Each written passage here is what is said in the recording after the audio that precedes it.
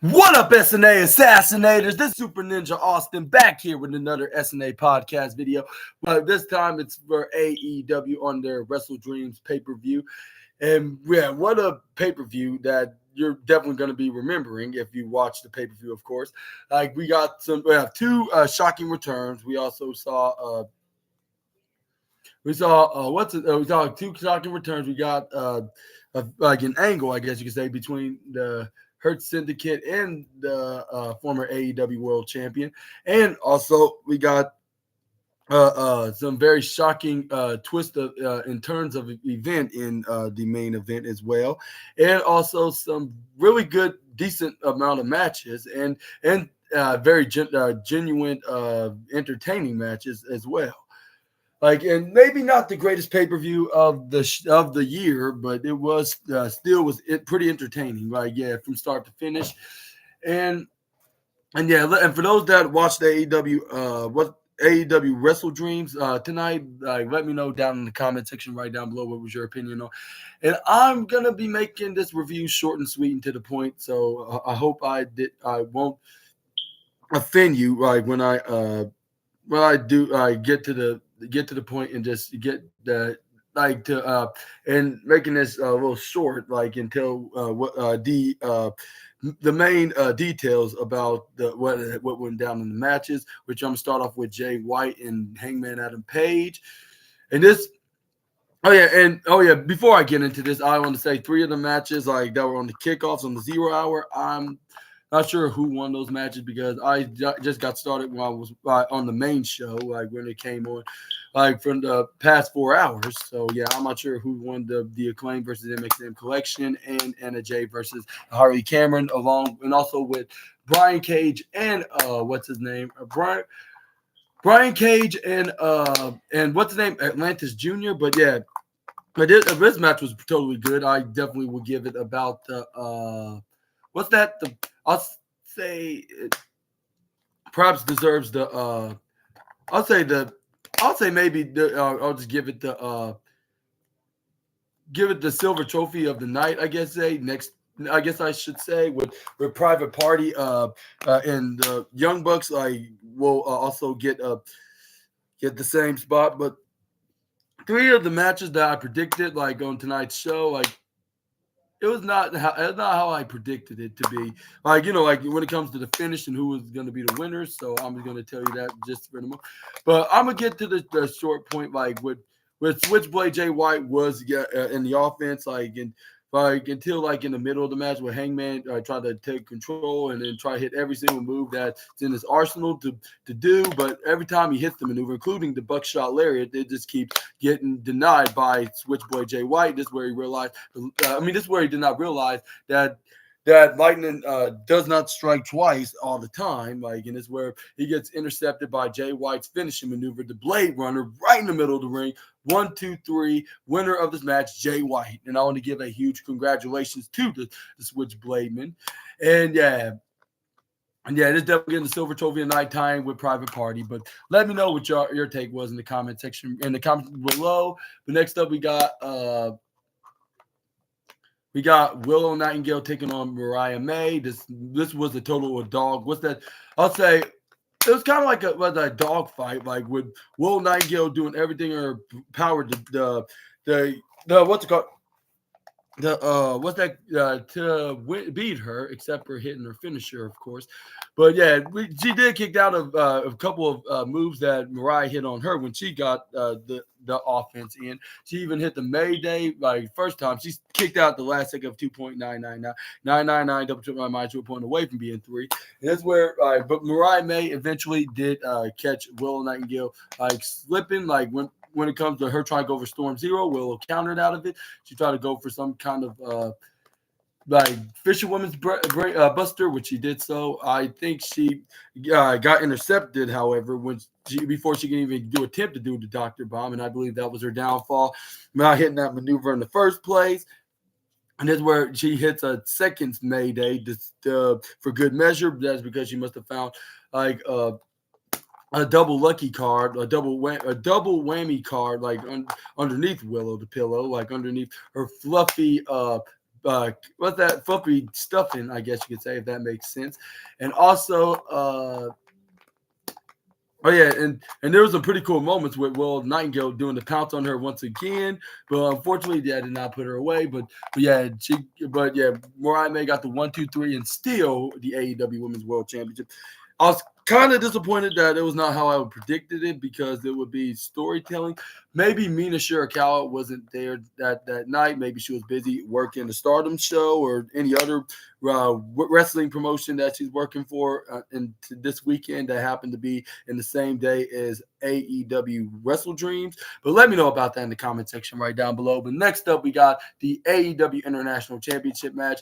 This was like how I was expected it to be, except for the opposite or my backup or my second prediction, like which I did not primarily use in my prediction. So this is not, but I'll say, but I was right saying like the only way I can see Will Ospreay losing the title if his own teammate, his former teammate, I should say now, like that sticking with the Don Callis family, like will betray him and stab him right in the back, and that's exactly what he did with a screwdriver. But I'm gonna get to the beginning part though. Like with Will Ospreay and Ricochet smartly double teamed onto Konosuke Takeshita, which I believe that was a smart idea from the two high flying stars. That's where. But Konosuke Takeshita, as soon as he got in the ringside, is where like once.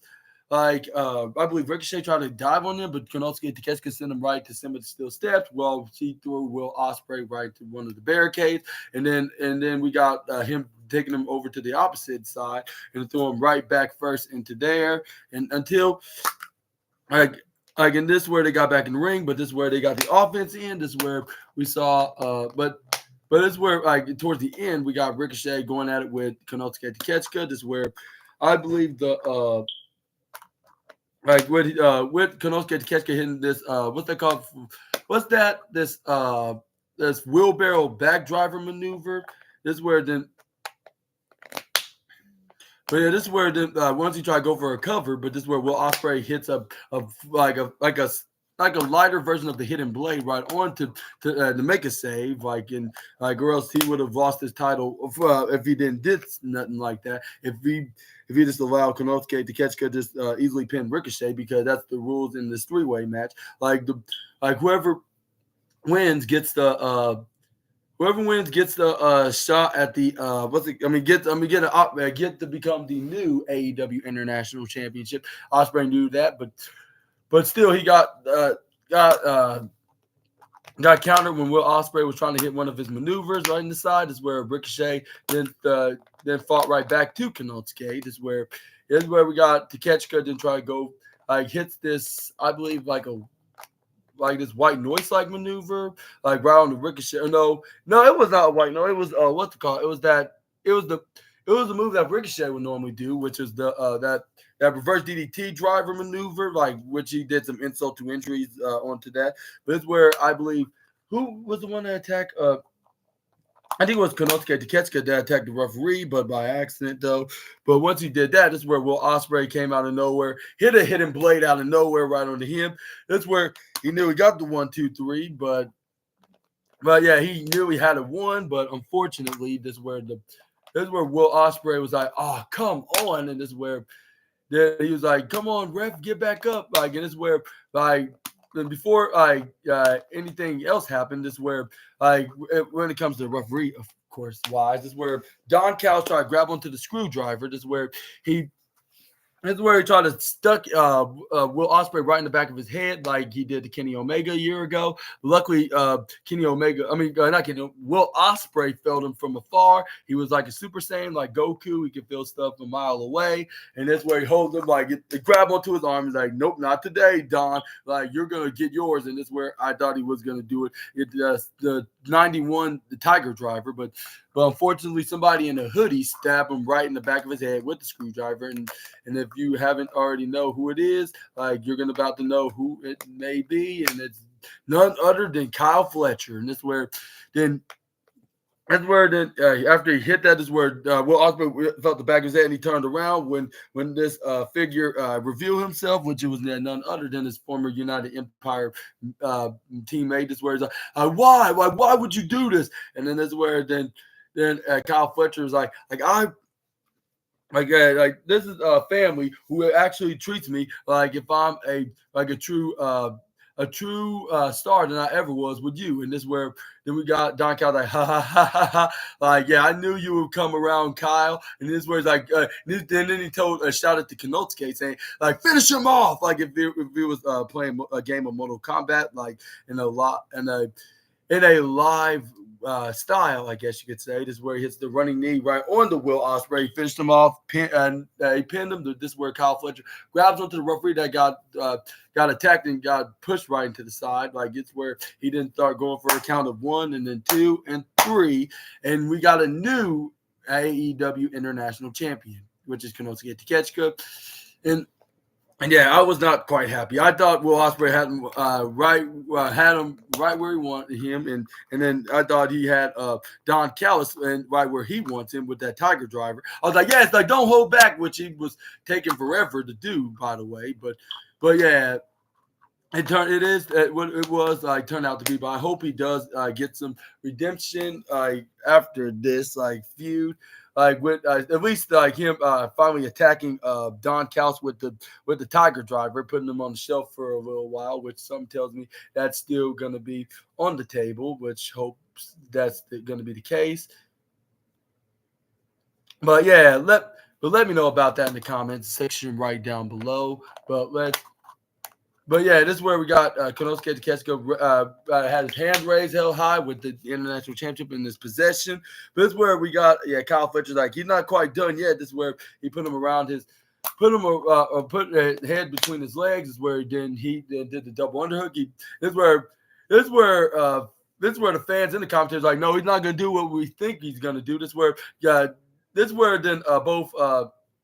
What's that? Excalibur and Tony Schiavone's like what? Like no, like he did not just do this, and this was none other than the 91 Tiger Driver.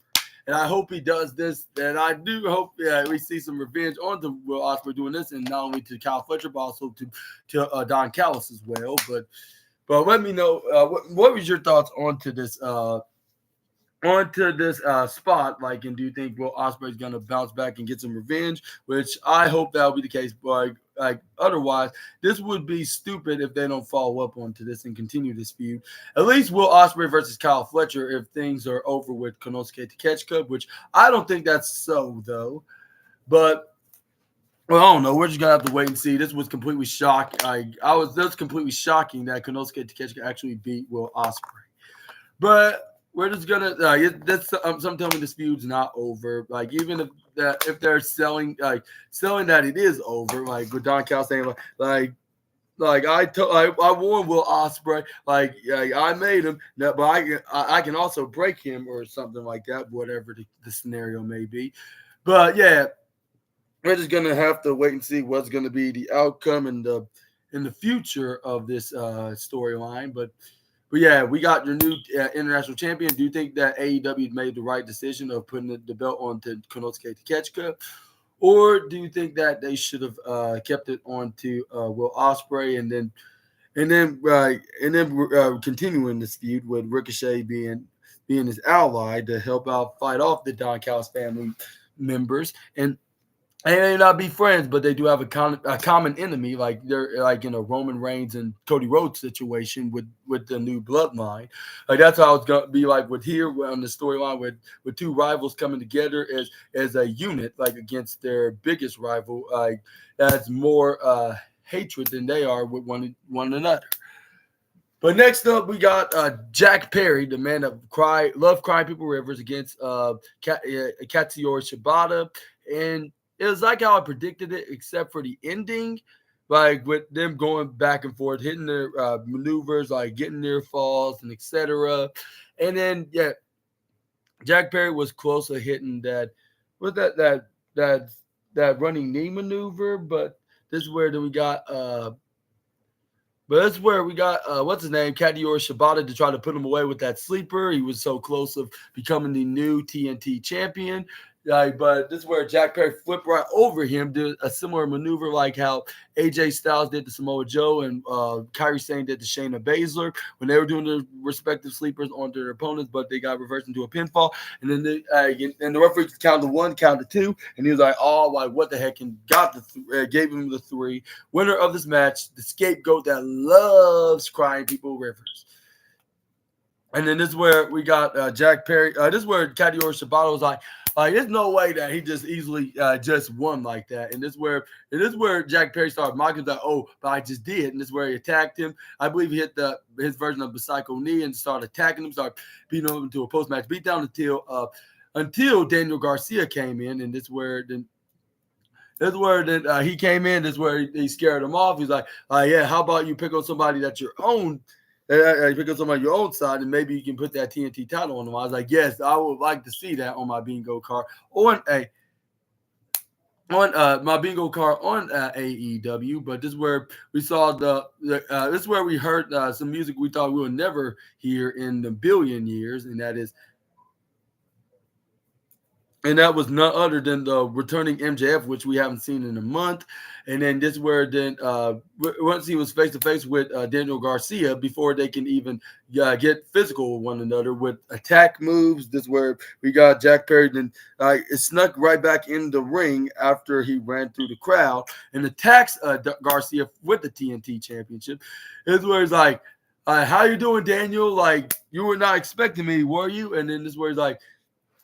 And then this is where he started mocking the whole state of Washington, including Seattle, along with Tacoma. This is where he's like, yeah, the 2024, like Daniel Garcia, you're not the only guy that you've been offered offered with a contract through the other company, and you know who he's referring to, which he was referencing that company and him like nearly joining there. This is where he's like, yeah, the bidding war of 2024 is just more it's just more huge than the NBA trying to more than the Seattle's trying to make a comeback with the Seattle Supersonics. Yeah, like more huge than Seattle trying to make a huge return of the Supersonics, something like that. Which I believe that was some kind of a reference, like when Elias was making fun of Seattle back like 6 years ago. And it's where then he even called Tacoma, Seattle, which was the place that was hosting Wrestle Dreams, which I think he got confused right there, saying that. And he's like, oh, like we're not in Seattle. Like, oh, that's right. Well, we're in Tacoma. I was like, yeah, duh. Like you should have known that. Like as a matter of fact, you should have Google up where's your location at right now. Like go to Google Maps, like to see what exact city you're in. And this is where MJF's like, okay, never mind. Like besides all that, I thought I might give Daniel Garcia a present, and it's in my pocket. This is where he's like, and he revealed it was the Dynamite Diamond ring that Daniel Garcia pawned. This is where MJF's like, yeah, I know. It was very difficult finding this in Buffalo, but I managed to find it at a particular pawn shop that was not too hard to find, but now I got all that. I got the Dynamite back, and then you're gonna pay the price. And this is where MJF was about to knock him out with the Dynamite Diamond ring, but this is where we saw the returning. Like we would never thought this would happen. Like despite them having an unfinished story to finish, and that is none other than Adam Cole, baby, that's made his long, I'll say 5-month return, because it was 5 since May, because he made his return at Double or Nothing, but he ends up getting put back on the shelf because he put right back on the shelf because he still was recovering from his injury. So they wrote him off with MJF brainbustering him. But yeah, this is where we got Adam Cole nearly struck MJF, but he immediately just run out of there. This is where Adam Cole did his post. Adam Cole, baby. That's where he lifted up. What's his name? Daniel Garcia's like, yeah, like I can see you being a future champion one day, whether if it's in the mid-card or main event division. This is where he's like, this is where he shot the fans saying, who wants to tell a story?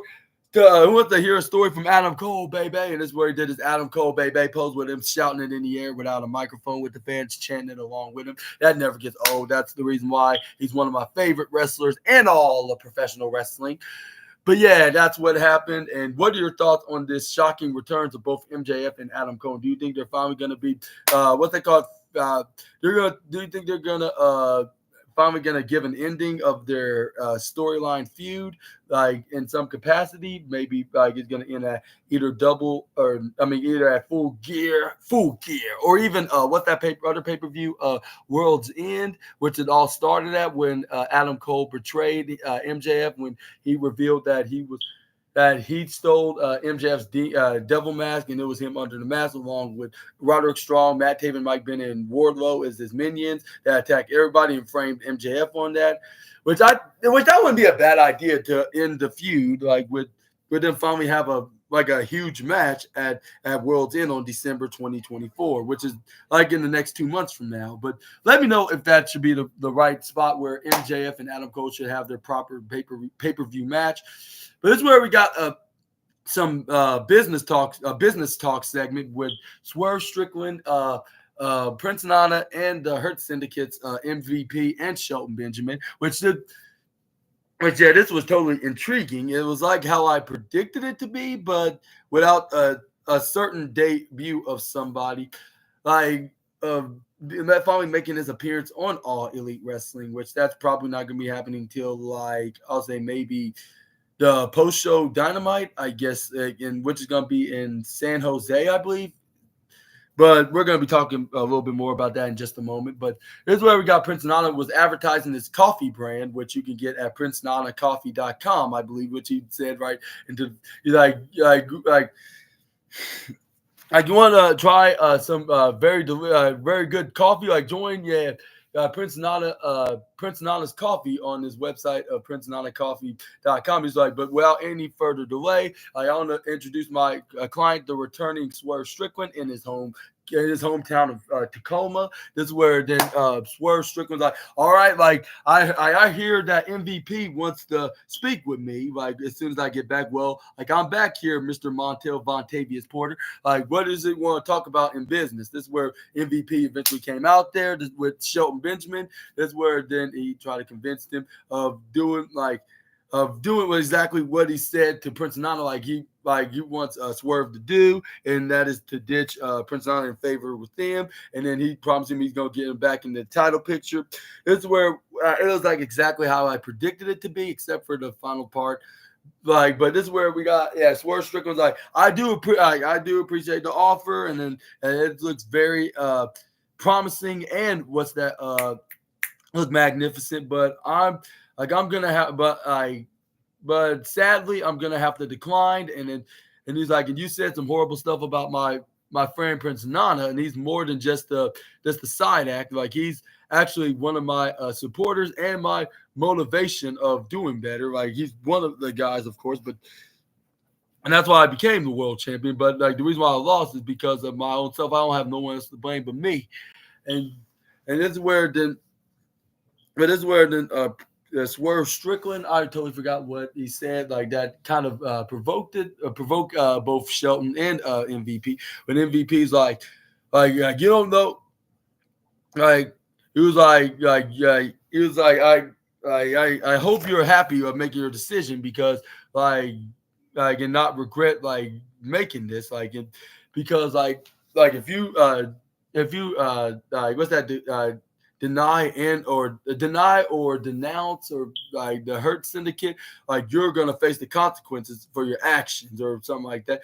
And this is where it's he's that's fine. You can. He was you can stick with the loser friend of yours that only thinks of dancing and selling delicious coffee, and the only two talent that he has that's not even making him a fortune or something like that. Which that was totally insulting and disrespected. And this is where disrespectful. But this is where Shelton Benjamin then went right to Swerve's face. He was it's either you're with us or against us. And since you since you turned down our offer, you are against us. And this is where Swerve Strickland's like, oh yeah, if you think you're against us, like what are you gonna do about? Like try to do something about it. This is where he shoved Shelton Benjamin. This is where Shelton Benjamin got pissed off. This is where he knew he tried to throw some fists on the Swerve, but this is where Swerve's like, come on, like let's do this. This is where we got MVP and Prince Nana try to break it up, like the before it even become a brawl. This is where MVP puts on who the hell are you? And this is where I was thinking like maybe we're going to be seeing some kind of feud with the Gold Standard and the Mogul, and a feud. And this is where we could see like we could finally see the debut of the almighty Bobby Lashley. Since we didn't see him tonight, but we're gonna probably see him. I would say we probably might see him this coming Wednesday. And do you think that will be the case? Like we could see finally the long-awaited debut of Bobby Lashley? Let me know in the comments down below. But I totally forgot in the beginning of the show, this is where we got Kyle O'Reilly ran into Kazuchika Okada when he was in the backstage interview with Renee Paquette, I believe. This is where Kyle O'Reilly was like, I have nothing but respect for you. And I want to tell you something that might blow your mind. And I never, ever been in the same company with you, or not the same. Well, I'll say maybe except for New Japan, of course. You're like, I never been in the ring with you, not even in tag team action. Like, so here I have a proposition for you, Okada. Like, even though you're the champion, this is where then Kyle O'Reilly challenges him for the international champ, or not in the Continental Championship. This is where then he started laughing like you really gonna challenge me?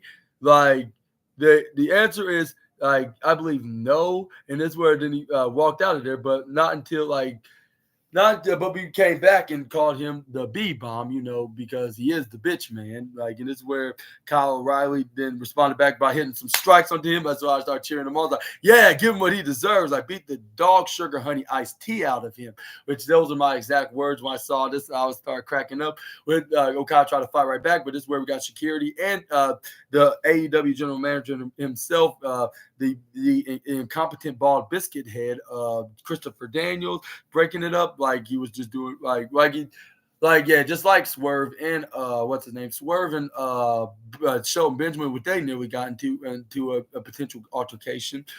But it seemed like no altercation like that's going to be happening unless they get into that squared circle and finally have an official match.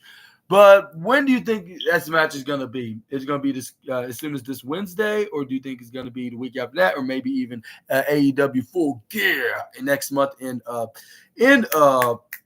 November, which they were advertising, which I believe is going to be in what city it was in? What did they say they're going to schedule it in? I totally forgot.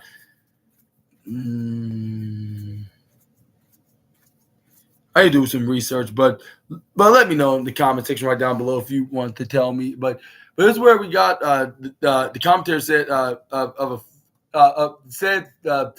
I was talking about like a topic about what's the CEO's next match is going to be in the future, which is the current TBS champion herself, Mercedes Moné. Like with her, with them talking about she met up with Tony Khan earlier in the day, and then they discussed what's our next match is going to be, and it turns out it's going to be against Queen Aminata, and I think this is going to be a total dream match. Well, at least in my eyes, because considering I'm both a fan of these girls, they're probably like my two of my favorite women's wrestlers of AEW on the top 10 list, next to with the likes of Willow Nightingale and what's her name, Willow Nightingale, Chris Statlander, and even Dr. Britt Baker, DMD, which I just named all five of them, like half of them, like on the list that are my favorite women's wrestlers in AEW. But yeah, who do you think is gonna win? And it's gonna be it's gonna be the CEO Mercedes Moné gonna be facing Queen Aminata in a non-title match, or not even in a eliminator match. It's just a normal match. And do you think that we could see Queen Aminata could pull off an upset, or do you think that the CEO got this, is going to remain undefeated? Which I think that should be the case, because the only way that Mercedes Moné at this point should lose, like her first match, will be if she loses the TBS championship. On my opinion, of course, which I believe that's on everybody's opinion, but But I think it should be a close match. But I think Monet's got this upper in her hands. But moving on, we got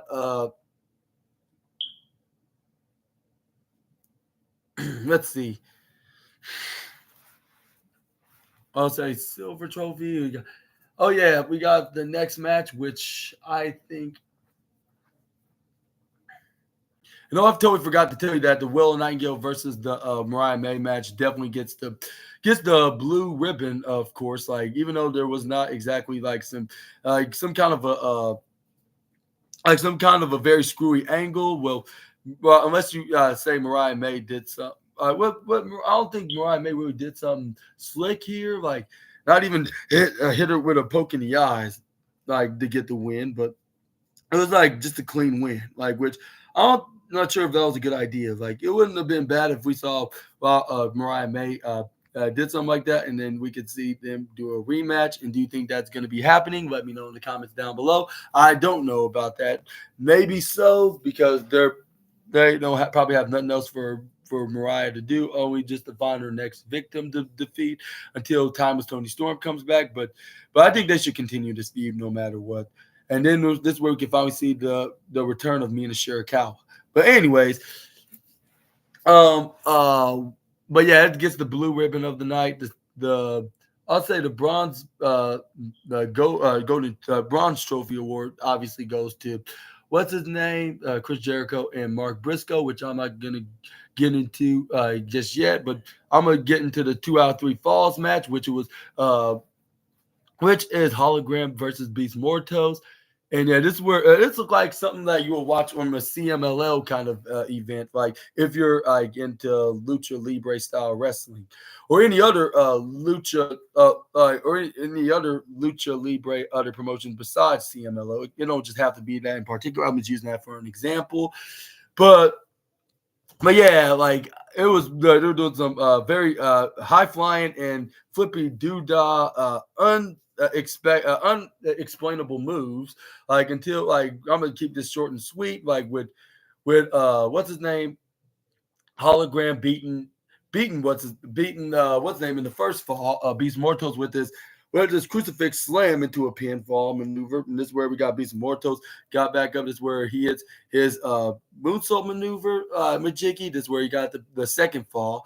And this is where Beast Mortos tried to do his best to get the third one. But yeah, but holograms keep kicking out after kicking out, whether if it was like 2.1 or 2.2 or 2.9, like 99999, double 2, I might as well point away from being 3, until we got a hologram, then found his ticket to getting back into the offense side. This is where he finally picks him right up on the shoulders. This is where he starts spinning him around, hits him with this like a reverse fireman's carry version of the Blue Thunder Bomb, which Simon Miller calls it the Blue Thunder Bomb itself, like his own version of it, which is supposed to be the least most devastating move in all professional wrestling, which is actually, on this point, it's the most powerful move in all of pro wrestling. But yeah, this is where it was pretty much the case. Like, and this is where we got a hologram win his 18th straight win, and yeah, winner of this match, hologram, which is definitely going to be getting the red ribbon of the night. And what was your thoughts on this match? And do you think that we got a hologram finally going after should go after a championship? Maybe it could be the international championship, or even it could be the Continental Championship, or even the TNT. Let me know either way. Like, who should he fight? This is where next up we got Brody King versus Darby Allin. This match totally was good. Like, this is definitely going to be getting, I would say, tied with the hologram and the what's it called? The hologram versus and it's going to tie with the hologram versus the what's it called match?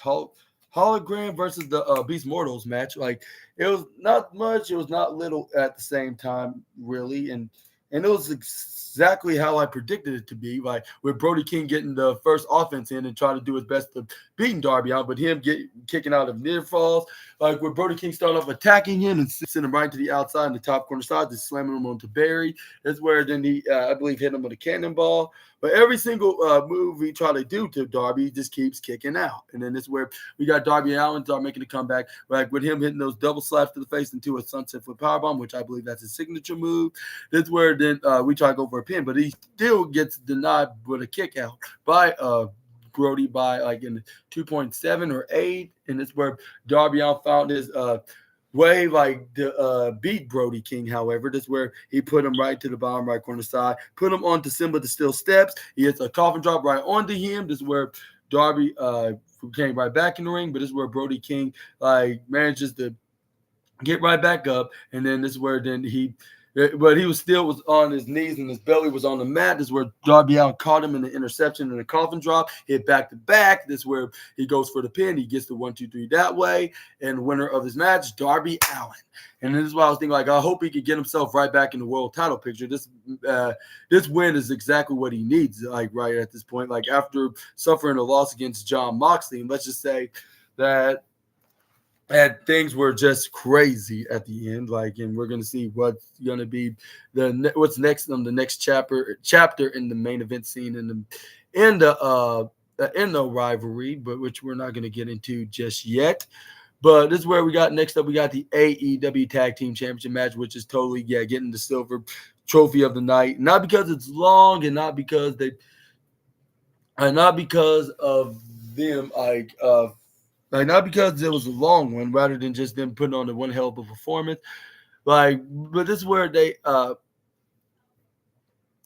showed them getting trained, like, in their training, like, and they say, like, yeah, they've been doing this for 5 whole years now, like, and this is not like what they normally would be, and it's like they just they're taking this very seriously. They're gonna give up all the shots after shots after shots, put it away and put away all the childish behavior if they're trying to be taken serious in the tag team division in the company that they want to succeed in. But this is where, after the video, like, of them like showing them the training and then trying to get into the better right path, with them showing when they defeated House of Black in the Top Flight. And speaking of them, this is where they were in attendance in the front row, which Stokely Hathaway was also in the front row as well. That's where they did every single move. Like, but before we get into that, this is where we got the Young Bucks were making fun of them, saying we're yeah, y'all did all this, and congratulations, y'all finally become number 1 contender for the tag team champ at a pay-per-view of All Elite Wrestling. This is where that's all you're gonna get though. And this is where then they were and everybody's always gonna remember y'all is mid-card act. In which I believe that's a wall-breaking moment for him to say that, by the way. But this is where we got the Private Party had enough of their nonsense and them talking gibberish about them. This is where they start hitting some right hands, start beating them until they got in the ringside area. This is where Young was like, all right, like, we're not going to be defending our titles tonight. But this is where Private Party tried to chase after them. This is where they should have been prepared. Like, if it was a trap, which it was, they got some hit right in the face. They managed to get back in the ring. The Young Bucks then try to get the offense in, but they end up getting fought back by Private Party, including what's his name? What name was completely fired up? Isaiah Cassidy started hitting some strikes, and then he even hit dives on him, like if he was AEW's version of Montez Ford. This is where then we got, but even though for them hitting these maneuvers, this is where we got the Young Bucks and try to go for the EVP trigger, what's his name? Who is it? It was Isaiah Cassidy moved out of the way. This is where he just started hitting some drop kicks and then hit this, I believe, a signature maneuver. This is where we got him trying to go for the gin and juice maneuver, but this is where they get interrupted by one of the Young Bucks to save their brother. This is where they try to go for a TK driver, but this is where we got them move one of them out of the way. This is where they hit their gin and juice double team maneuver. They only got a 1-2 at 2.99999999999 double triple might as well put away from being 3. And that's where then we got this is where they try to go for the but this is where they try to go for another double team maneuver with with Mark Quinn going for a fireman's carry, like drop like into like a Green Bay plunge onto Nicholas Jackson. This is where we got like a swanton bomb from Isaiah Cassidy. This is where we try to go for a pin. This is where I even start throwing jokes onto to both Private Party boys, including Isaiah Cassidy, which I believe Isaiah Cassidy will have another reason why he wants to lay me the hell out for like next to the first reason, which I'm not going to get into. But anyways, this is where we got. But yeah, this is where then we got. This is where to try to go for a pin. They probably would have gotten away with it, becoming the new AEW Tag Team Champions if it wasn't for that meddling big brother of Nicholas Jackson, which is his big brother Matthew. It's like, and this is where they keep going for pins after pin after pin. And after they hit these maneuvers out of the reversals they did to the Young Bucks and start doing double team maneuver, like where if they're like it's like their signature finish, they just always keep getting 2.999. So I was like, how the hell is this happening right now? With the commentators was totally agreeing, but until we got them trying to go for gin and juice again, but this is where Lightning does not strike twice, like it says on page 1408. Like if you try to go for a maneuver, even though you did it the first time, you cannot do it again in a match unless you're lucky enough to find the double whammy card, which they did not find tonight. This is where it was kind of their downfall. They hit the TK driver, the EVP trigger onto what's his name to Isaiah Cassidy for the 1-2-3, and still the AEW World Tag Team Champions, the Young Bucks. And even though I'm not really a fan of them, there's this version of them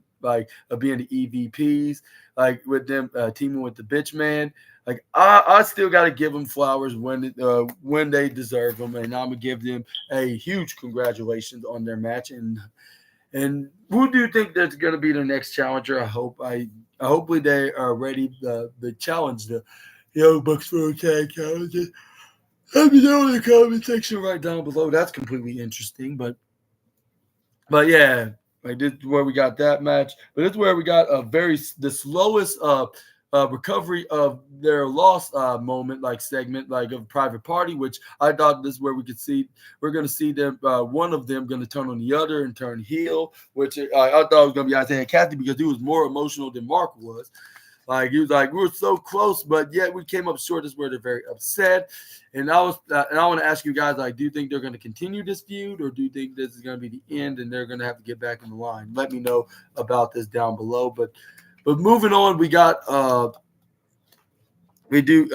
our next match, which is the Ring of Honor World Heavyweight Championship match, which it just didn't waste no time at all. Like with both men going back and forth with each other, including on the outside, and then hitting each other with all their moves, like whether they're comeback, normal moves, like and also and even them hitting each other with submission moves, like with Chris Jericho going for the walls of Jericho. But Mark Briscoe manages to grab onto the ropes, I believe, on the right side. This is where then we got but yeah, I forgot to tell you, like I was Brian Keith was not around. Like I was like, where the heck was he at? Like, but he was playing a trick on us, like to see like what would be our reaction if he wasn't in the room, like, and then if they're gonna still respect Chris Jericho, which I believe what's the name? Brian Keith thought that was not the case for Mark Briscoe. However, like, and he came out there. He's like, "This is where the referee's like, what are you doing up here on the apron, Mr. Keith?" And this is where Brian was like it's because of what's his name? Mark Briscoe not respecting Chris Jericho. And this is where then the referee's like, first of all, like that does not make any sense. Like what? Like why would that? Why would we make that into a reason when it shouldn't be no reason of coming out here? And second of all, you should not be capable to come out here because you're not in the match. You should have your learning tree teacher to take care of that problem. But it's where we got, but luckily we got Rocky Asuka Romero came out there. Luckily he didn't turn heel yet. It was exactly kind of like how I predicted it to be. This is where then we got but this is where we got, yeah. Oh, yeah, I forgot to tell you in the beginning of the match, we got Chris Jericho immediately going for a code breaker. But this is where we got Mark Briscoe immediately kicking out at like 2 even, if I'm not mistaken. This is where he tried to go for it again. But this is this where Mark Briscoe countered it and tried to turn it into the lightning does not strike twice, so he countered out of it. Even though he had a successful hit onto the first attempt. This is where then he tried to turn it into a driller, but this is where Chris Jericho countered, spin it into a Judas effect, and this is where then he did an insult to injury moment, and that is stealing Mark Briscoe's finishing maneuver, which was the J driller. This is where then he tried to go for a cover, but this is where Mark Briscoe immediately get the kick out at 2.9999999999 minus 0.0 away from being 3, and this. And that's where I believe That is where we got Chris, but it's where then Chris Jericho then I believe tried to go for another Judas effect, I believe, which Mark Briscoe dodges out of the way, and then this is where then we got Mark Briscoe then made a comeback. He finally hit the J Driller, and that was indeed the guarantee to give him the 1, 2, 3, and steal your Ring of Honor World Champion, Mark Briscoe. And yeah, this match totally gets the blue ribbon of the night for sure. And now finally, we got the main event of tonight, which is the AEW World Championship. And that is Bryan Danielson, the champion, taking on the challenger Jon Moxley. With Jon Moxley not wasting no time when Bryan Danielson got right up on the top rope. When they started playing the theme song, the final countdown, that's where he started beating them down all around the ringside there until Bryan Danielson started fighting right back, started hitting some strikes right into him. This is where then we got. But this is where Marina Shafir then try to hold on to Bryan Danielson. But we saw some that we thought we would never see Bryan Danielson would do to a female wrestler, and that is slamming her right on back first into the concrete floor, which she, does remind me of Rhea Ripley when she tried to get involved with the male business. But yeah, she got hit right in the back. This is where Jon Moxley didn't take advantage. I went him attacking him and hitting him right back, hitting him in the ring. But this is where Bryan Danielson came right back, made a comeback, and start hitting some strikes onto him, and then I believe this is where then he tried to go for I believe the label lock, if I'm not mistaken. Not the label. No, it wasn't the label lock. It was what was or what was that? Or was it a running knee? I don't know. Yeah, I don't know exactly in particular, but this is where then we got this is where Bryan Danielson told the referee to start the match, because there's no point to do no proper championship introductions now because Jon Moxley ruined it. This is where he then immediately go for a running knee, but before the referee can even count the 3 from that count, this is where we got Jon Moxley got the shoulder up at the last second of 2.99999999 double triple nine minus 0.1 away from being 3. This is where Bryan Danielson going for some roundhouse kicks, and then this is where he put him right in the corner. This is where fans start chanting, yes, yes, yes. This is where he brought him back in the ringside area, hitting some yes kicks right there. But this is where we got Jon Moxley then got back in control, with him intercepting by hitting him with a runaway clothesline. This is where then he tried to expose the floor, take the padding floor off and make it more of a solid concrete right into the ground. So Jon Moxley can hit the pile driver onto Bryan Danielson. But this is where we got Bryan Danielson counter and go for flipping him right over onto the this is where we try to go for what they call a body drop onto Moxley, hitting back first right onto that concrete. His plan when totally backfired. This is where we got Bryan Danielson then going for the label lock, but this is where we got Jon Moxley got his hands on the ropes. This is where we got this is where I believe he hit a spinning rouse yes kick after they both got back up. This is where he tried to go for a pin. This is where the referee counted 1, referee counted 2, but Marina Shafir tried to meddle and try to help out her male counterpart, put his leg right into the bottom ropes on the left side. This is where referee's his legs right onto the ropes. This is where he had a very awful suspicion about Marina Shafir, if she had something to do with it. This is where they start asking questions with Marina Shafir start denying them, but this is where we got the referee was not believing her. This is where he ejected her out of the arena for this match. This is where the match continued. This is where they went back in the right side. This is where Bryan Danielson going for a suicide dive. But this is where Jon Moxley managed just to put him right onto the top of the Allen announce table, hits a pile driver right onto Bryan Danielson, trying to mess up the neck and good measure.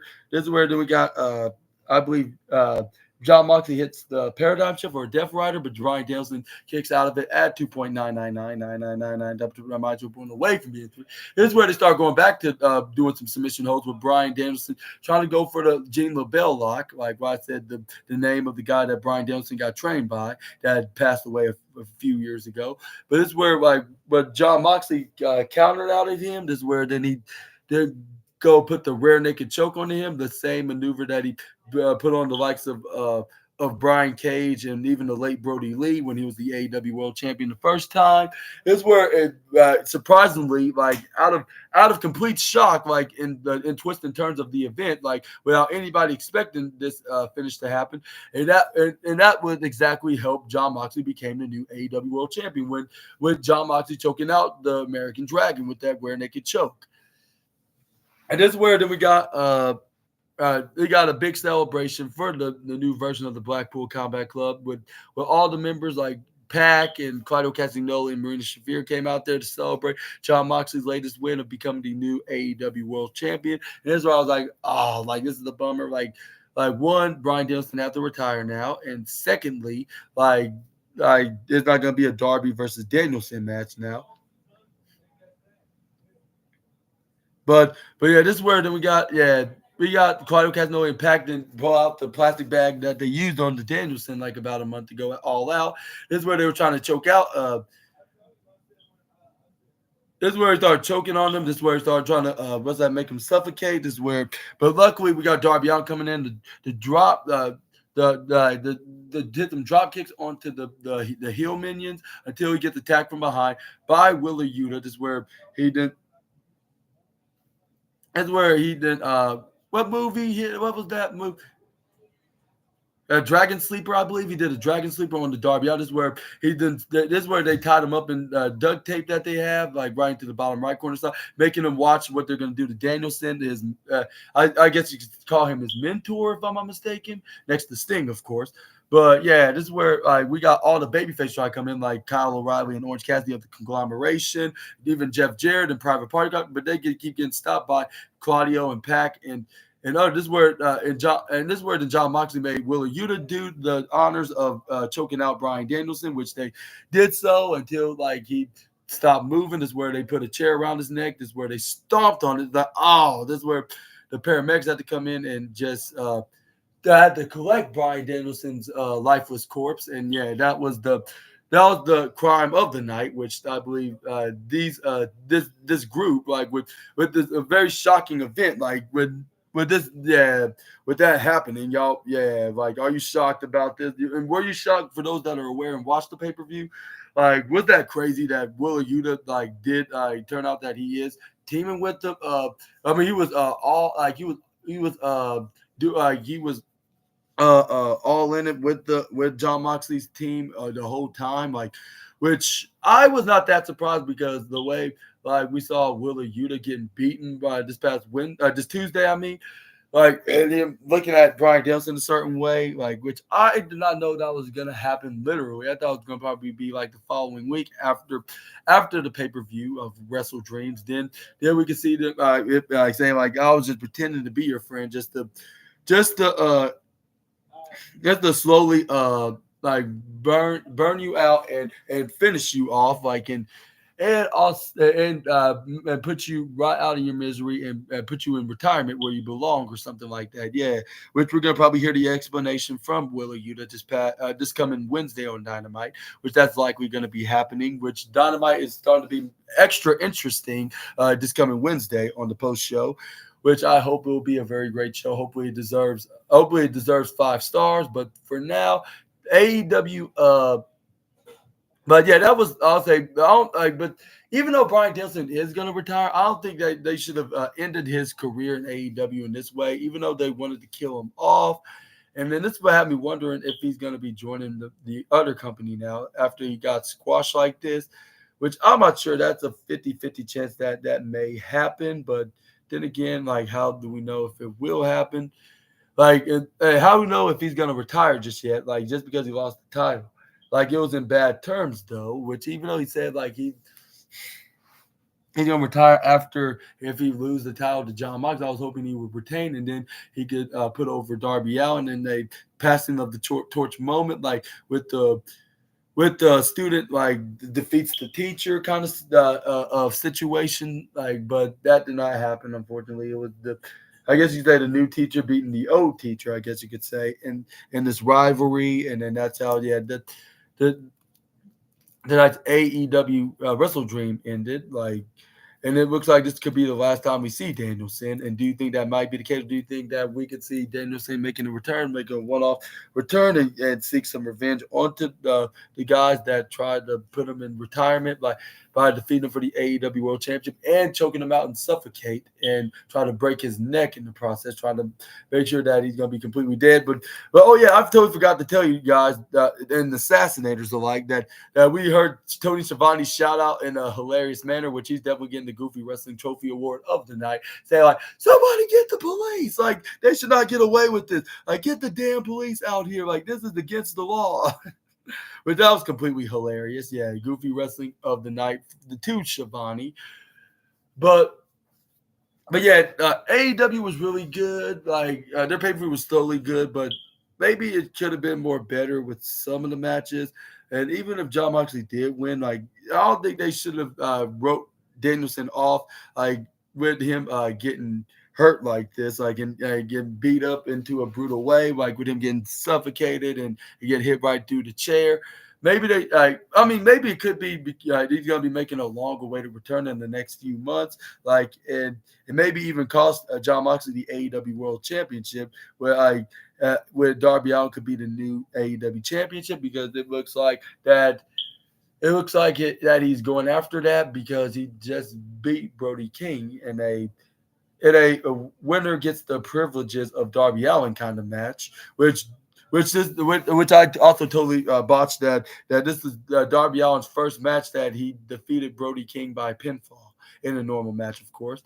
But let me know about that in the comments below. And do you think Darby's ready to get back in the world title scene? Like, and then finally not getting handed away by a guy that's gonna guarantee gonna win the championship. Which what are the chances onto that, by the way? But yeah, that was their AEW Wrestle Dreams review video. And did I miss anything? Let me know in the comments below if I did so. But yeah, we got some very intriguing moments, like in matches. But the few of them, like, just did not went how I would predicted it to be. If that makes sense. Of course, the Assassinators, yeah, and I must be getting very tired, so I better make this quick. I'm giving this the review. I'll say, but it was not my favorite segment though. Like, where they were trying to get rid of. I know what they're trying to do. Like, they're trying to make Danielson like if he's gonna be retired, he's gonna like he is going to do everything he can. Like, if he's about to get murdered and never get back here again. But what if he does make the return? Even if he cannot wrestle again, he can help out Darby Allin win the AEW World Championship down the line. I do think that could happen. Do you think he's going to come back and he's going to join forces with Darby Allin to take out the new Blackpool Combat Club? Or do you think Bryan Danielson's all done in AEW, even if he's still going to continue his wrestling career or not? Do you think it's over for the AEW period? I'm gonna let you guys decide about that as well. I'm giving it 4 stars. I would have gave it 4.5 if it wasn't for that ending of that segment. With the match, after that match ended in a shocking way, like with them doing this, like what they did when they nearly made Danielson lose the life out of his make him lose the life out of his body with that first suffocation. But it looks like they completely in kayfabe killed him for good, and he's no longer going to be seen in AEW program, at least not at this time, I guess you could say. But yeah, let me know what this means next like on the next video, like about Bryan Danielson being written off like this way. I would be kind of negative right now. Maybe gave it like a more lower rating, like a 3.5 or 3 star.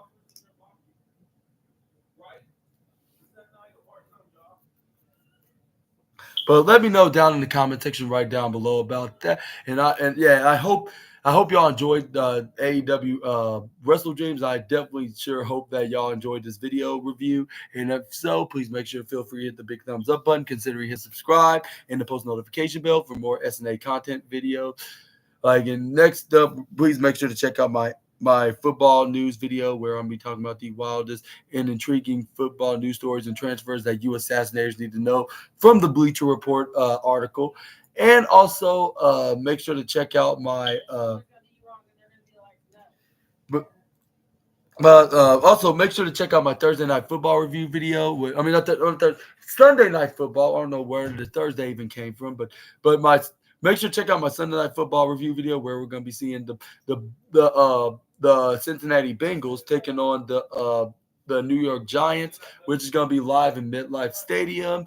Which I'm not sure if it's going to be the best game of the season.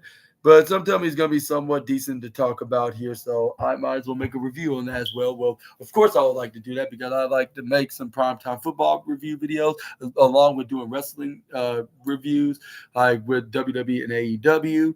But whoever wins the game, I'm going to be wearing their colors, even though as much as I despise the Bengals, I would wear orange, just to show some respect, I guess you could say, with them winning the game. But if the New York Giants win, I'm gonna be wearing blue, of course, because that represents their color. But give me your opinions in the comments who's gonna win. I'm low key not sure who's gonna win this game. It could be anybody's game between Daniel Jones versus what's his name? Daniel Jones versus Joe Burrow. Yeah. But yeah, we're just gonna see who's gonna be walking out victorious in MetLife in New Jersey. And yeah, I guess this is gonna be it for today's video. And I hope I'll see you guys again. And I hope you guys will have a safe and fun rest of your Saturday night. And I'll see you all in the next video with some more SNA content. Until we meet again, Super Ninja Austin out of here. Bye-bye, my assassinators. Y'all take care and have a super ninja awesome weekend. And I'll see you guys tomorrow on the next video. Bye-bye, assassinators. And I love you guys, and I'll see you soon.